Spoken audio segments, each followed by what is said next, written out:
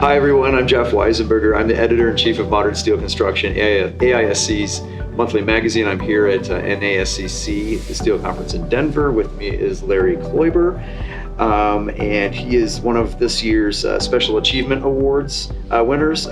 Special Achievement Awards provide special recognition to people who have demonstrated notable achievements in the steel industry, whether it's design, construction, research, or education.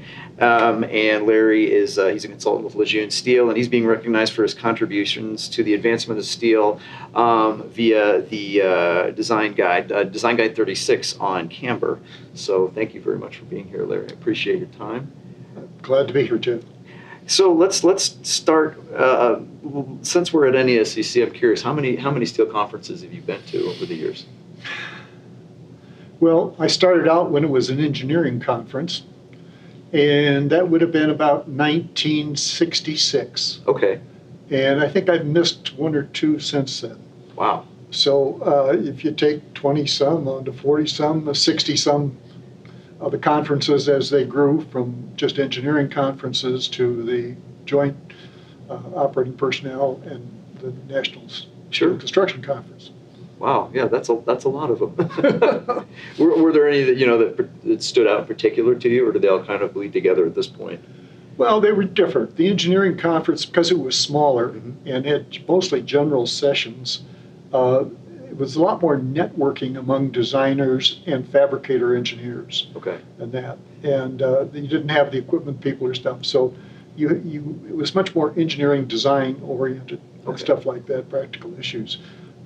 But there always was sort of an operating conference, and because I was in the fabricating business, I actually started going to both of them. Mm-hmm. The operating conferences tend to be a little more fun.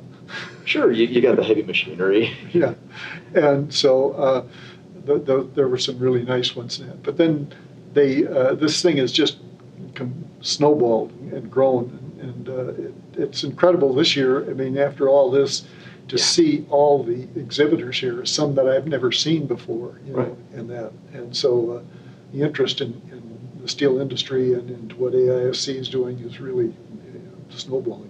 Yeah, no, it's a very good thing. Like you said, there are some new folks here that we haven't seen before. I think people are pretty excited just to be back in person again. Yeah. Well, so talking about speaking of fabrication, how did you get into the business? Well, I started working for AISC. Okay. I became a regional engineer in Minneapolis, and my introduction to the steel industry was an international conference at Lehigh on the plastic design of structural steel, high-rise steel. Fantastic engineers from all over the world and the top steel people, and I became sold on steel as the way to go. Spent about 3 years with AISC, and finally looked at where I was going to go long term, and I had some more opportunities to stay with AISC, but I decided that I wanted to try fabrication, and that would allow me to stay in Minneapolis. Otherwise, I would have had to move. Okay. So I decided to stay and go to work for a fabricator at that time. Okay. Was that LeJeune, or was it a different one before that? No, I started right with LeJeune. Okay. And how long have you been with them? I spent almost 50 years with LeJeune. Okay. And you're more in more of a consulting capacity at this point. I really still am involved with them to the extent I do some email with them and stuff. I had a retainer in that, but it's now, if they call me, I'm available, but I don't have a formal relationship with them right now. Okay.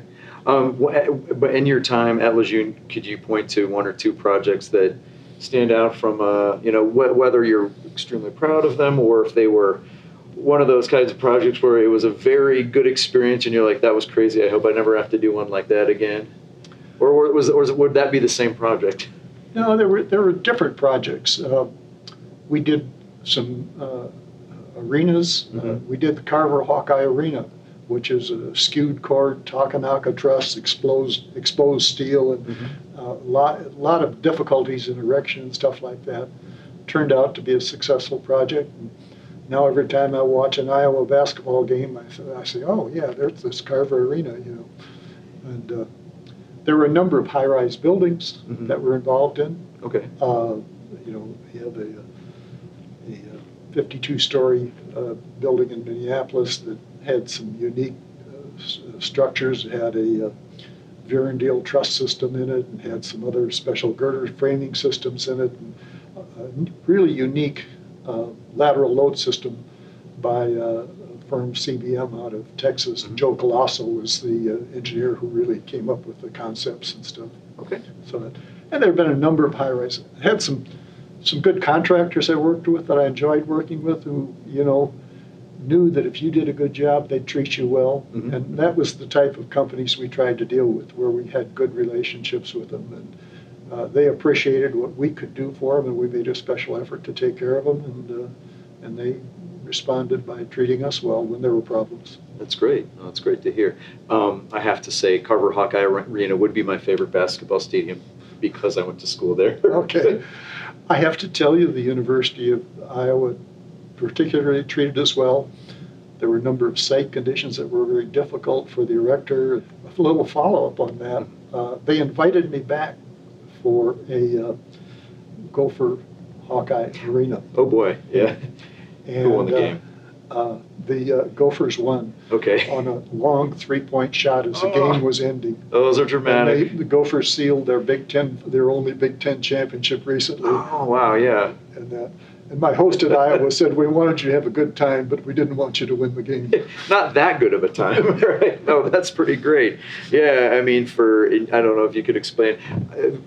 Carver Hawkeye Arena is basically built into the side of a hill, and it's one of those arenas where the concourses are at top, and it's at the big sunken bowl. But describe the framing on the top. I mean, I've never seen anything quite like it. Yeah. Well, all of the upper space truss is exposed. Mm-hmm.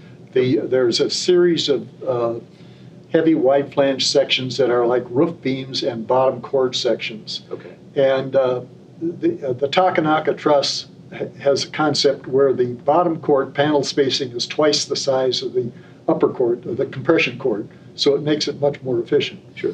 And everything now above the roof that's exposed is Core 10 material at that time, mm-hmm. Weathering steel.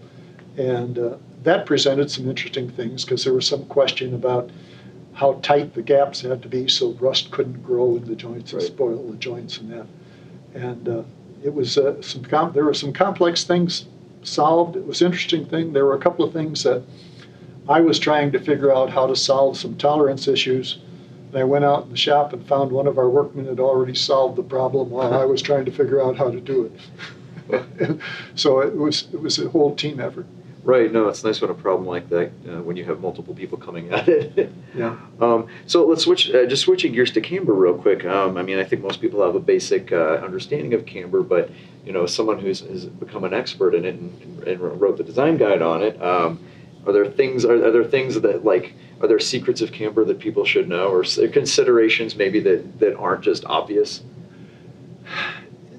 You have to just do it correctly. I mean, like anything else. Mm-hmm. It's important that the engineer understand exactly what the loads are on there, mm-hmm. because of the way the deck is placed, you don't have uniform loading on all the beams. And so he has to understand how the structural system is going to perform, but he won't know exactly, because it's a beam on an elastic foundation type problem.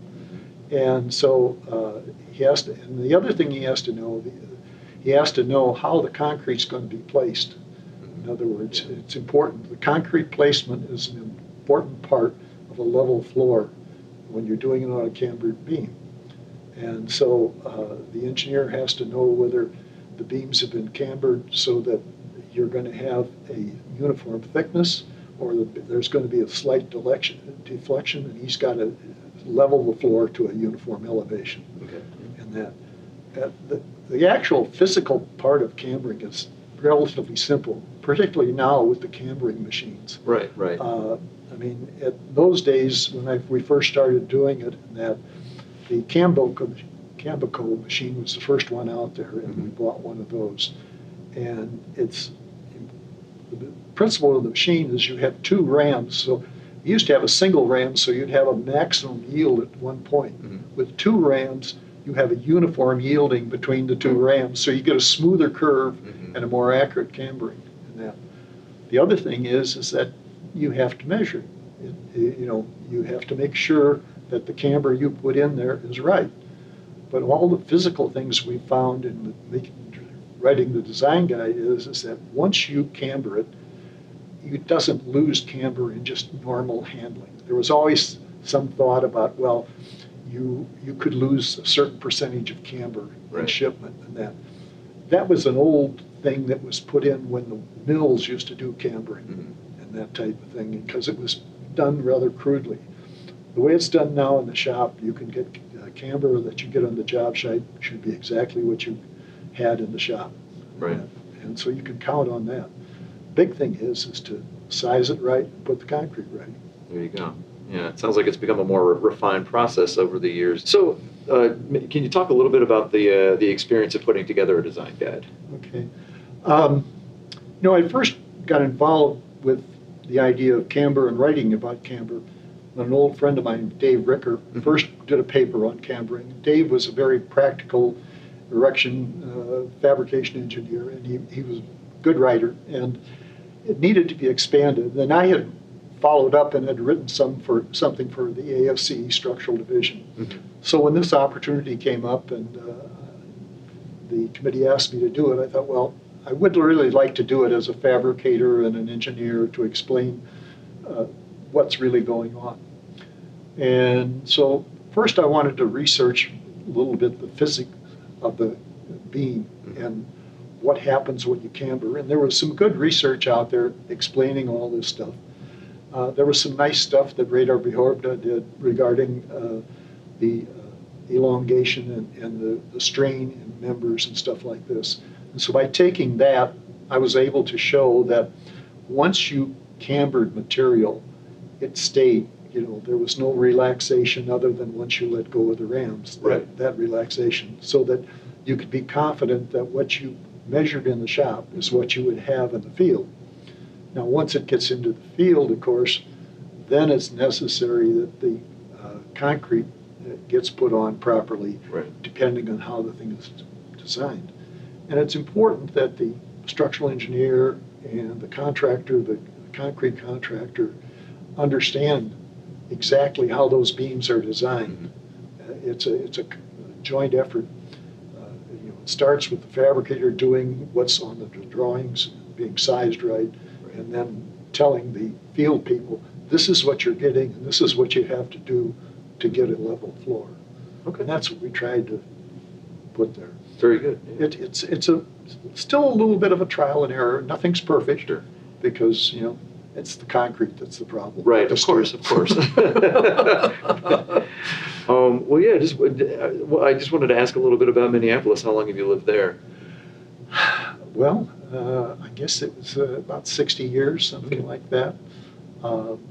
Moved there just shortly before I went to work for AISC, and we've enjoyed it. We looked at the idea of where we were going to live, and we had some other opportunities, and we decided Minneapolis looked like a good place. We tried California for a while, and then decided that we'd like the Midwest, and we got a job there, and I was fortunate. The nice thing about living in Minneapolis, where we did business, is that I can drive around the city and see buildings that our company has built and feel proud of what's happened in the city and what our company has been able to do. So it's a nice, pleasant drive for me sometimes. Oh, I can imagine, sure. It sounds like California wasn't cold enough for you. Yeah, and you wonder what would have happened had I stayed, because I was actually in Santa Clara before it was just starting to become Silicon Valley. Okay. Yeah. Good. So what would have been the opportunities there? Who knows? Right, but no, it sounds like Minneapolis has been a good Yes, fit. no, for our family, it's been good. Very good. Well, thank you very much for your time there. I really appreciate it. Yeah, and congratulations on the award. Okay, thank you very much.